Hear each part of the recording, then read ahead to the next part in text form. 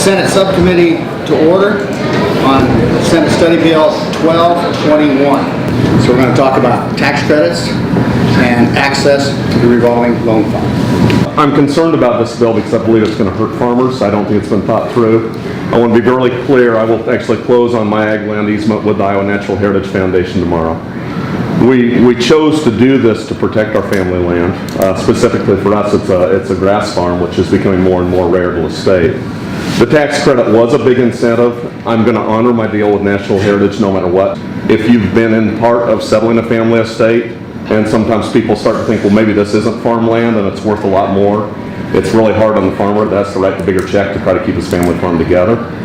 This easement has been wonderful because it's created the opportunity to establish this land as farmland, giving farmers the chance to buy their family farms and secure that property the way they need it.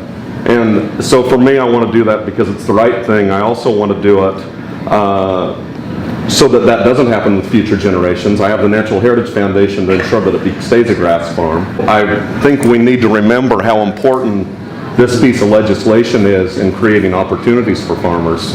And quite frankly, I mean, I didn't want to come up here today because I feel like we've got enough working against us in agriculture right now anyway.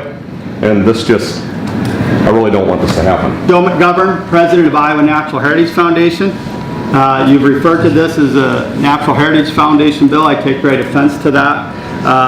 The state revolving fund is public dollars. Public dollars specifically set aside for water quality projects.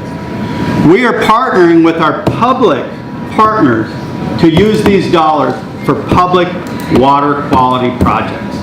So when we take land and we benefit water quality, that benefits everybody, including that farmer. So those low interest loans are paid back in 100%. We buy them at fair market value. We pass on all the savings to our public partner. That's our county conservation boards, our cities, our counties, our state. Iowa income tax credit, that bill flies in the face of what we're trying to do in Iowa. We're trying to protect our natural resource. We're trying to protect our water quality. When a landowner like Seth and his family decide to protect their land for future generations, shouldn't they be afforded some tax incentives for that? That is a gift directly to Iowans. So we think that the Iowa income tax credit should stand. We think access to the state revolving fund should be available for water quality projects that are well defined, are transparent, and out in the open. So I urge you to not move this bill any further. Thank you.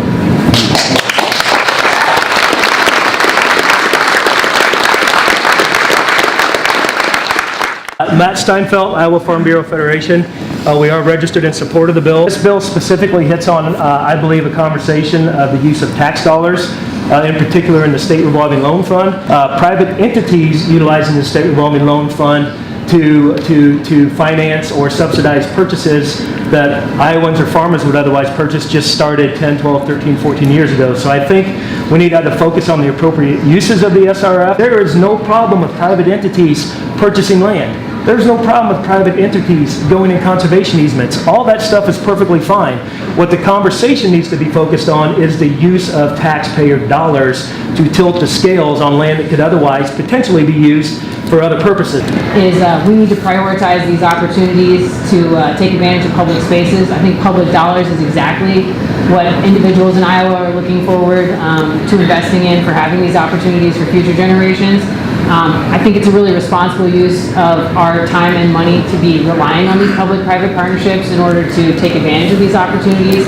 And those recreational opportunities and economic development are what's going to help us attract and retain individuals to Iowa to live, work, and play here. Is that what Iowans are looking for is those places to live, work, and play. We want to be here as a part of that. And the State Revolving Fund has been a crucial part of these projects and will continue to be as long as it isn't encumbered by things like this bill. I'm the director for Buchanan County Conservation Board. One thing, we're separating this out from public lands or land acquisition.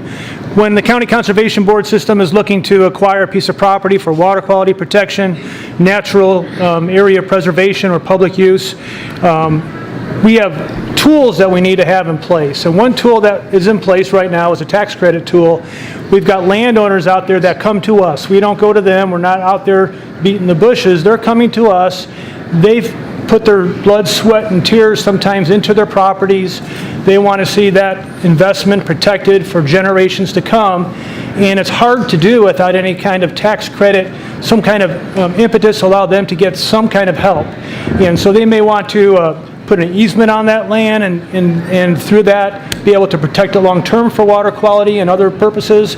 They might want to see it bargain sold to a county conservation board to acquire and see that land kept in perpetuity so that people in their communities can use it.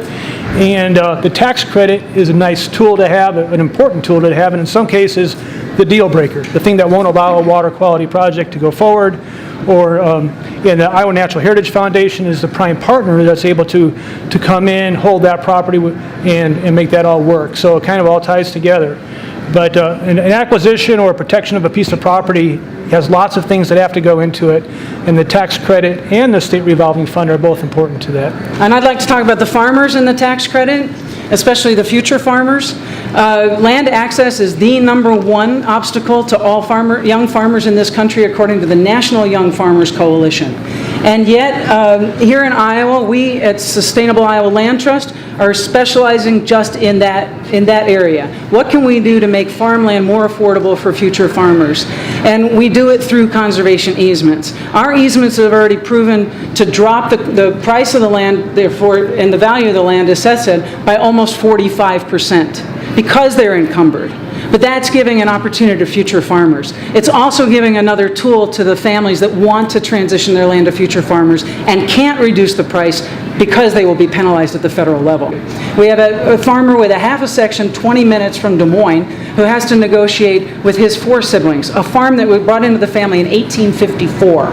And he has to negotiate between siblings who want the money and himself and other siblings who want to keep the heritage of that farm and keep it as a gift to Iowa. This tax credit is making the difference in those negotiations. So we're asking you that if you want to have future farmers on land they can afford, and clean our soils and waters with nature-friendly food farming with a market that exists, please keep this tax credit in place.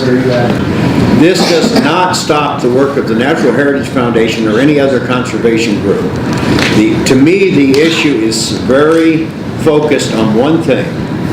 We have private landowners in the state, private citizens of the state, competing directly with other entities that have access to low interest money, 0.25%, 0.5% interest. And I think that presents an unlevel playing field, and that's my focus on the bill. This takes us down the wrong direction in terms of water quality, in terms of conservation efforts in the state. A state that really does need to address water quality and conservation. I do appreciate, Senator Rosenbluth, your remarks and identifying a concern, and I do hope we can work together to find a better solution than this at some point. Because to me, this is a solution that really inhibits the ability of farmers to be able to work with conservation efforts in a positive way. We have one private entity that can access public funds to borrow money at 0.25% to 0.5% interest. One. That means you can't compete with them, you can't compete with them, you can't compete with them, that has access to a public fund as a private individual.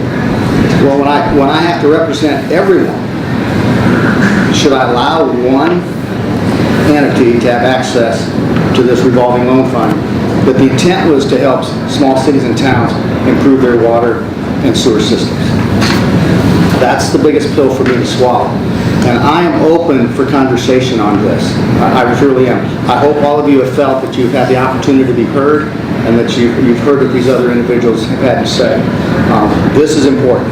This is Iowa's public system doing what it can do. We have most people I've ever seen in this room, ever. That in the last, I got this 15 years, we have added 52,000 acres out of private ownership into public ownership through the use of these programs. This is the number I got from the DNR. 52,000 acres. I'll share with you that in conversations with Joe, they have their eye on another 30,000 acres. Okay? We have to remember those acres are going off the tax roll, which means someone else.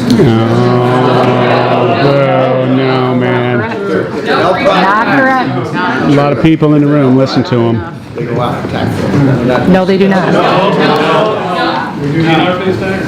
Regardless, so I'm going to ask that the bill be discussed to the entire Natural Resources Committee, which will be held this week, and see where it goes and get input from all those folks to see how far this needs to go.